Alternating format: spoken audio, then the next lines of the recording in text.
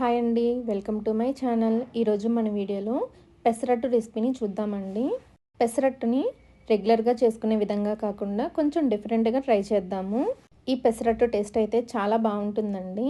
ఇక లేట్ చేయకుండా ఈ పెసరట్టుని ఎలా తయారు చేసుకోవాలో వీడియోలోకి వెళ్ళి చూసేద్దాము.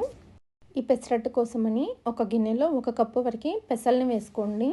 అలాగే 2 టేబుల్ స్పూన్ల వరకు బియ్యాన్ని వేసుకొని వీటి మొత్తాన్ని 2-3 సార్లు శుభ్రంగా కడిగి ఆ వాటర్ తీసేసి మళ్ళీ ఫ్రెష్ వాటర్ని పోసుకొని ఒక రాత్రంతా నానబెట్టేసేయండి.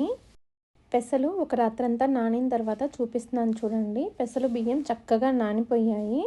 ఇప్పుడు వీటిని ఒక మిక్సీ జార్లోకి తీసుకోండి. మీరు మిక్సీలో వద్దనుకుంటే గ్రైండర్లో కూడా ఈ పెసల్ని గ్రైండ్ చేసుకోవచ్చు. తర్వాత 4 ఎండుమిరపకాయలు, 1 టీ స్పూన్ జీలకర్ర, 1 ఇంచి అల్లం. పెసరట్టుని కొంచెం కొత్తగా ట్రై చేద్దాం అనుకున్నాం కదండి, అందుకని 2 స్పూన్ల వరకు శనగపిండిని వేసుకోండి. అలాగే రుచికి తగినంత ఉప్పు, కొంచెం కొంచెంగా వాటర్ని వేసుకుంటూ పిండిని బాగా మెత్తగా గ్రైండ్ చేసుకోండి. ఇలా గ్రైండ్ చేసుకున్నటువంటి ఈ పిండిని ఒక గిన్నెలోకి తీసేసుకోండి. ఇప్పుడు 1/2 టీ స్పూన్ పసుపు వేసుకుని పిండిని బాగా కలుపుకోండి.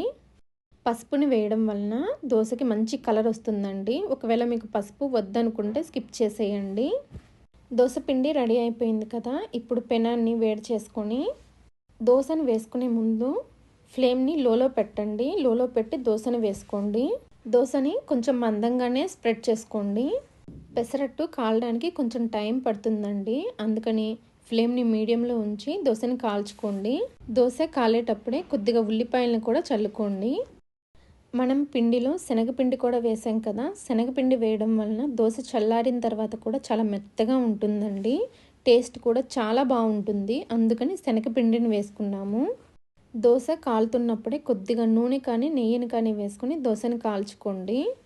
దోశ ఒకవైపు చక్కగా కాలిన తర్వాత రెండో వైపుకు తిప్పుకొని రెండో వైపు కూడా 1 నిమిషం కాల్చుకోండి.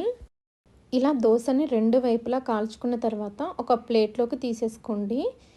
ఈ దోశలు అల్లం చట్నీతో కానీ కొబ్బరి చట్నీతో కానీ చాలా బాగుంటాయండి.